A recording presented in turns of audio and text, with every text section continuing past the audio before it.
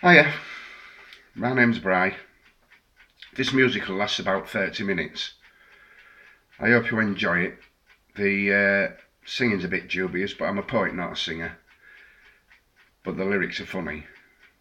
Well, I think they are anyway. Hope you enjoy.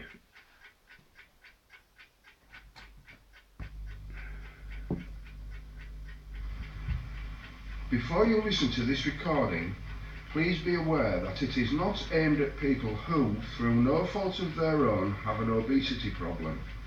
It's aimed at the shakers and people who just cannot be bothered to help themselves, either through ignorance, selfishness, or the fact that they are plain and simply thick. Ladies and gentlemen, I give you Obesity, the musical.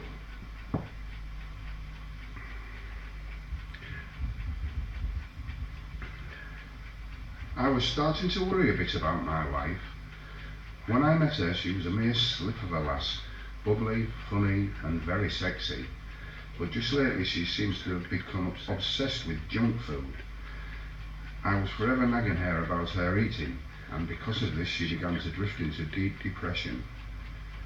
It was the eve of her birthday, so to snap her out of her deep depression, I decided to take her on a lovely country walk and have a nice healthy dinner in a highly rated country tavern.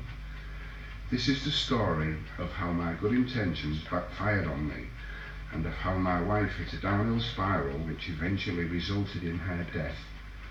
She refused a healthy meal option in the tavern, and so reluctantly I promised her some burgers etc. when we got back to town. After all, it was a birthday. "My knackered face ache, I need to eat," she said as we neared town. "Don't worry, my dear," I said. "We're nearly there."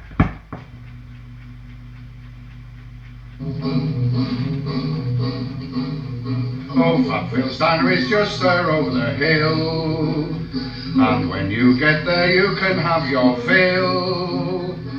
Burgers and chips are coming your way. Put it away, put it away, put it away. A Kentucky Fried Chicken has just opened up next door, which means you can stuff your face with so much more. Breasts and thighs are coming your way. Put it away, put it away, put it away. You'll have 10 burgers first, then some chips, followed by some chicken. God, it's finger licking all the way. Hey, I just don't know what action I should take. My obese wife, who once was thin as a rake, is 36 stone and growing each day. So put it away, put it away, put it away. You'll have 10 tins of coke, then some pop, then 6 pints of coffee and a kilo of banoffee on the way. Hey, you'll be home when you can't cram in anymore. Then in front of the fire you'll crash out on the floor. Your overall weight has trebled today, so put it away, put it away, put it away. Put it away, put it away, put it away.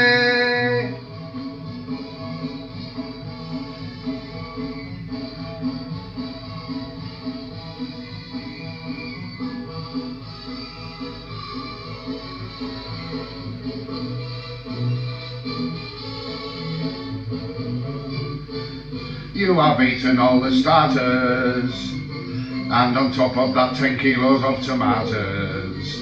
But now you're getting silly, eating vast amounts of chili and then drinking loads of wine to swill it down. If you carry on, we'll get kicked out of town.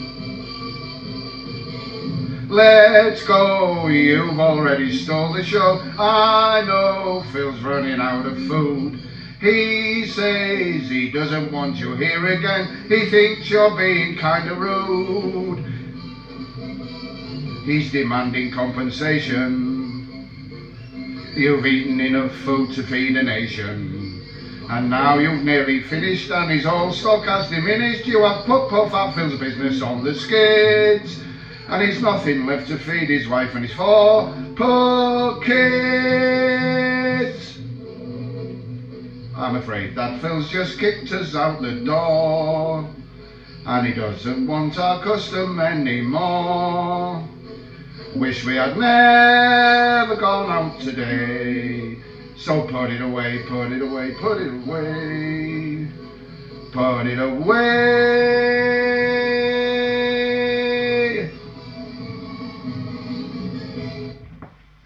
God knows how I got her to bed.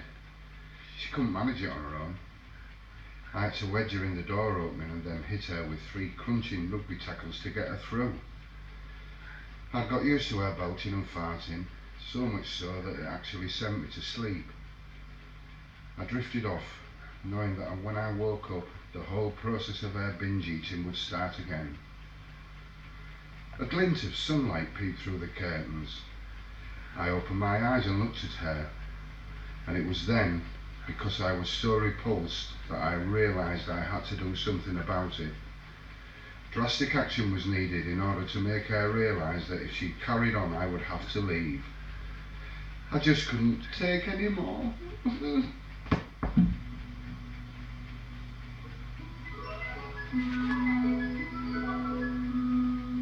There's a big pile of puke on your pillow. There's a big pile of puke on your pillow.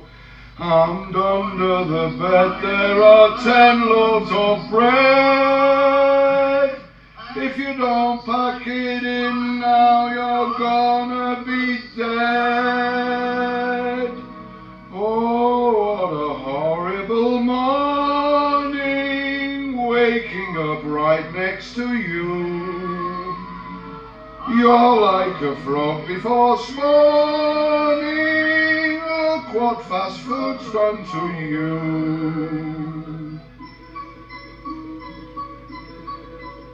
You've a hotline straight through to McDonald's. You've a hotline straight through to McDonald's. 4 burgers and chips just to stuff past your lips. And deposit more layers of flab on your hips. Oh, what a horrible morning, waking up right next to you.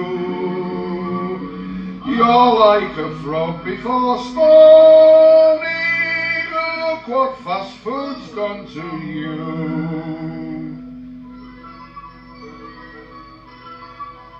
There are pizzas and pies in the wardrobe.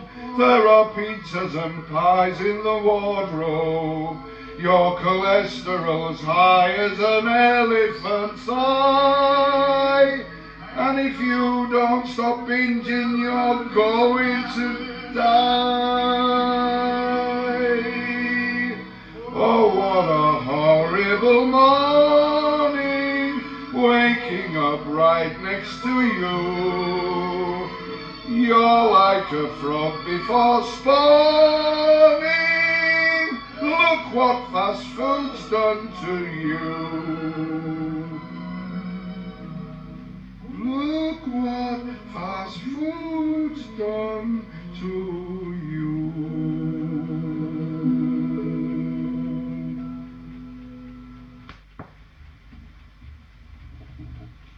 Thinking about it, I'd the upper hand in this catastrophe. She's in the bedroom and can't get out without any help. I quickly shut the door and locked it. If I keep her in there for a week without any food, she's bound to lose weight. She has water because the bedroom's en suite, so I shouted, "This is for your own good. One day you'll thank me for it."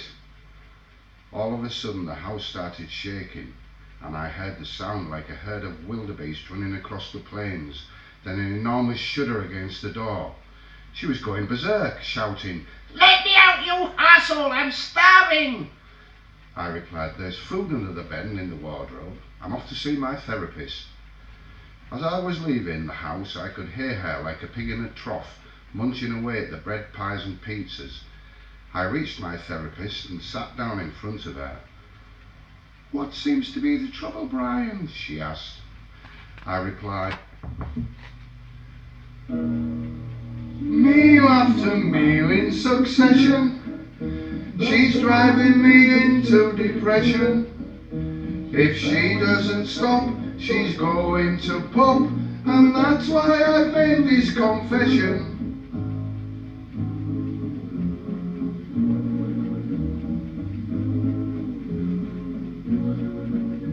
I've got a story that rings in my ears. It's one of the saddest a soul ever hears. To think of it makes me break out into tears. I deals with myself and my wife.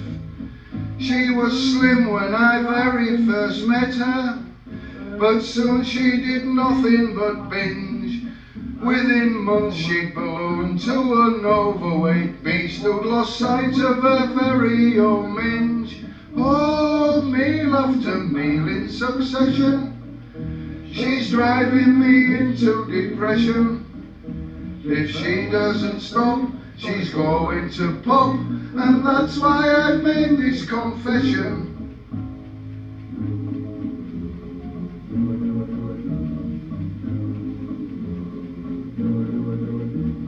Now I'm embarrassed to take the bitch out, 'cause she is so ugly and ridden with gout. She stinks and she's filthy, and without a doubt she makes me feel sick every day. So I wash her each day with carbolic and spray air freshener all round the room. And I wash her clothes daily and lay them all out to be soaked in her favourite perfume. Oh, meal after meal in succession, she's driving me into depression. If she doesn't stop, she's going to pub, and that's why I've made this confession.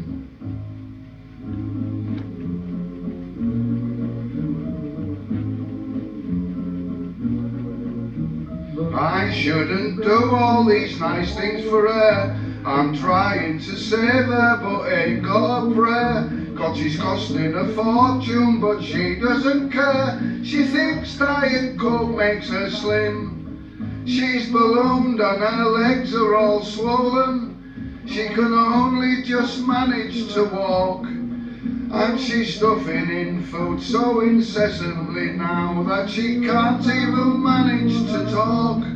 Oh, meal after meal in succession, she's driving me into depression.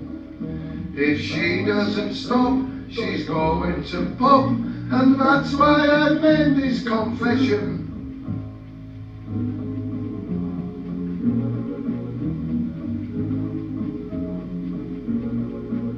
It's shite when you live with a partner who's weak, who can't help but being a gluttonous freak. To supply her with food that just lasts for a week, I have to go hire a truck. So I thought I could save all the hassle. She could help me by paying her way. Hire her out at a big bouncy castle, of course that'll pay for her food day by day. Oh, meal after meal in succession, she's driving me into depression. If she doesn't stop, she's going to pub, and that's why I've made this confession.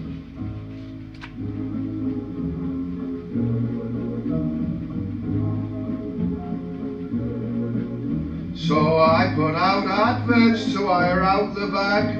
I filled up the pages in our local rag. She had her first booking, but here comes the snag. She couldn't get out of the house. So I'm left with an awful dilemma. Do I starve her to make her get thin? Oh, therapist dear, am I coming through clear, and can you fix this mess that I'm in? Oh, meal after meal in succession, she's driving me into depression. If she doesn't stop, she's going to pub, and that's why I've made this confession. Oh, meal after meal in succession, she's driving me into depression. If she doesn't stop, she's going to pub, and that's why I've made this confession.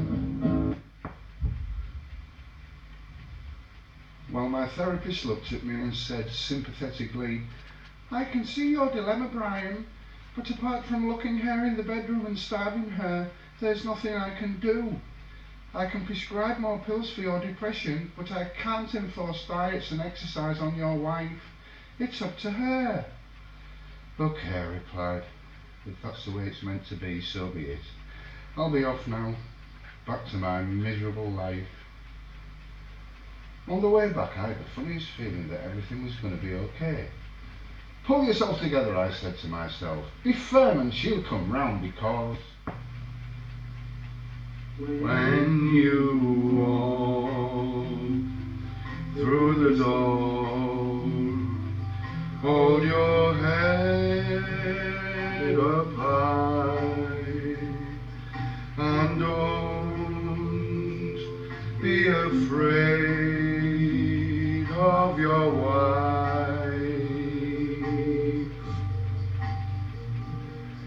At the end of the day, to be honest, I say, you have got to help her, save her life.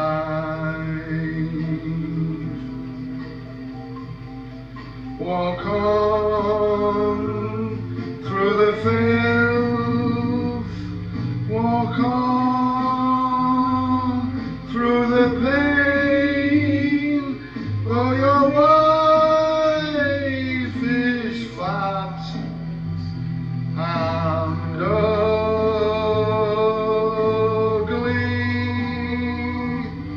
Walk on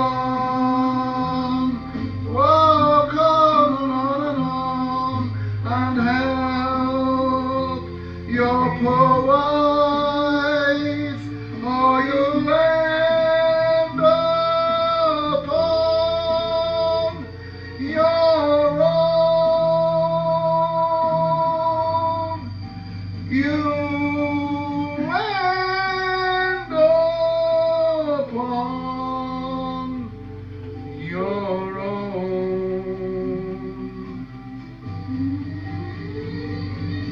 Walk on and help your poor wife, or you'll end up on your own. You end up on your own.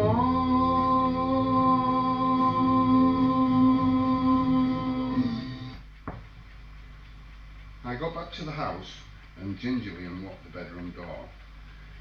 Nervously, I asked, "Are you ready to come out, my dear?"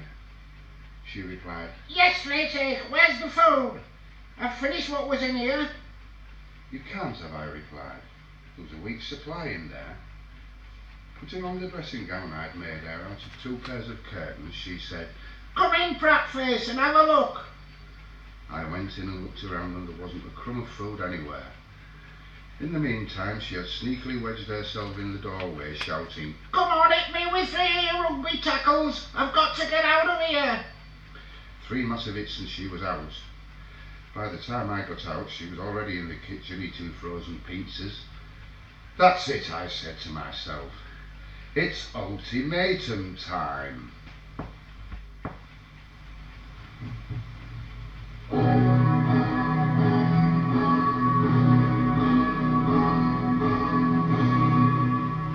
You're overweight, but just don't care. Yes, you're a sight I just can't bear. You don't give a toss about the state you've got me in, 'cause you're a fat inflated bitch with 0 passion. You binge and binge and snack. It's time I got you off my back. Pull yourself together or I'm gonna sling me you, 'cause you're a fat inflated bitch with zero passion. Oh yes you are. Oh yes you are. You're so selfish you don't care about me.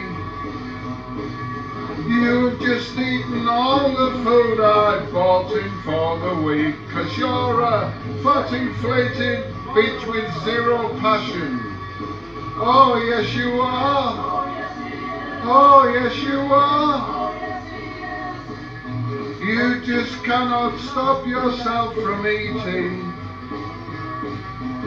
If it's there you've got to cram it in your greedy gob, 'cause you're a fat inflated bitch with zero passion.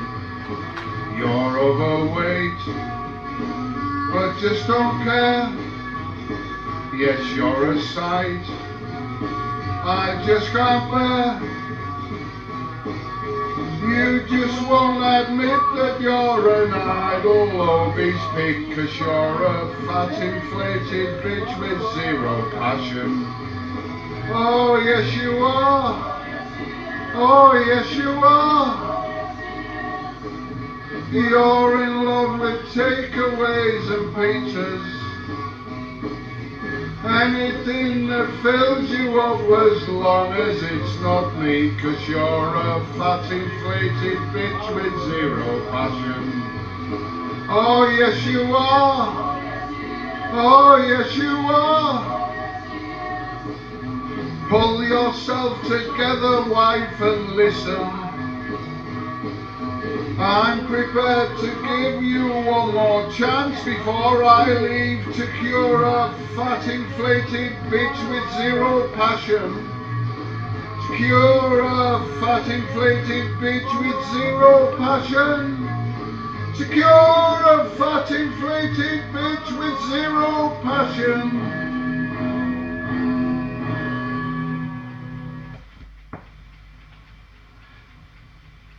Suddenly she dropped the frozen pizza she was eating and broke down in tears. You really mean it, don't you? You're gonna leave me, aren't you? She sobbed. I'm afraid I am, I replied. I just can't take any more. Please give me another chance. She whimpered. I'll cut down on the food and I'll exercise daily, honest I will. One chance and that's it, I replied. I'll make you so proud of me. She sobbed. Just you wait and see. For the next month she ate healthy food, salads, pasta and low-fat meats, and she also kept up the exercises on the treadmill and rowing machine I bought her. I could see her weight diminishing to the point where I actually started fancying her again. I went back to work and everything was going fine. She was doing the cleaning again and the washing.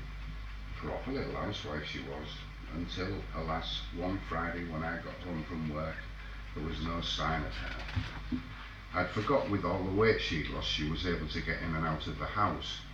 I was distraught. I looked everywhere for her. Neighbours' sheds, gardens, streets, alleys, derelict buildings, not a sign. I notified missing persons at the local police station and they put out a search squad. I sat at home waiting for that knock on the door, which eventually came a month after she'd gone missing. This is what the police officer said to me.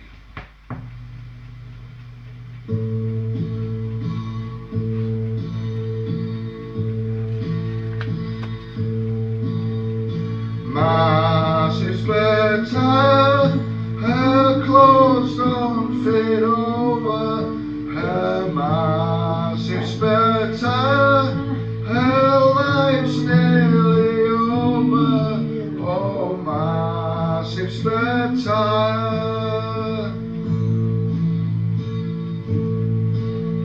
Your wife's been seen foraging down every street, ransacking dustbins for something to eat, knocking folk over with her massive hips and begging for cash too. buy burgers and chips. My sister, her clothes don't fit over her. My sister, her life's nearly over. Oh, my sister.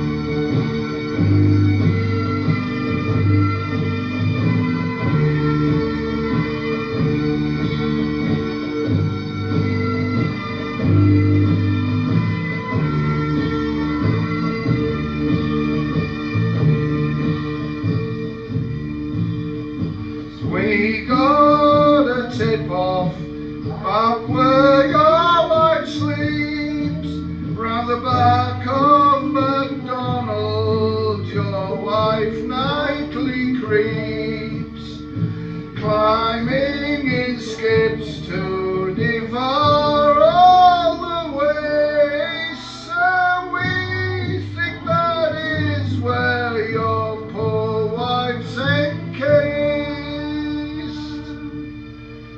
My sister, her clothes don't fit over her. My sister, her life's nearly over. Oh, my sister.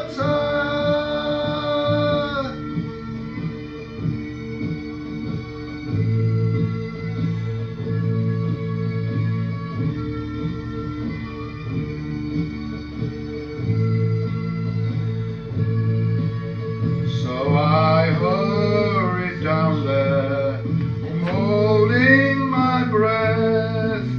The stench was so foul there, it smelled just like death. And lo and behold, after eating their tip, yes, I found my wife dead in a McDonald's skip. My sister, her clothes don't fit over her. My sister, her life's nearly over. Oh, my sister.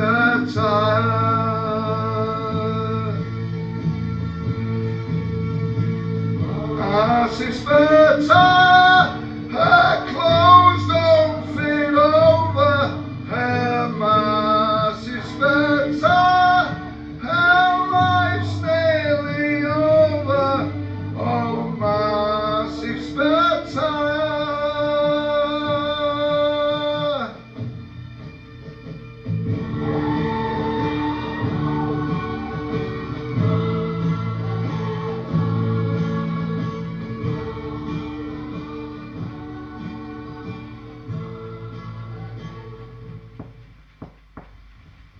How ironic is that?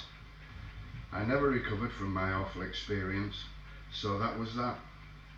My obese wife was melted down to make 750,000 tea lights, and I now reside in a secure mental institution. Bye bye.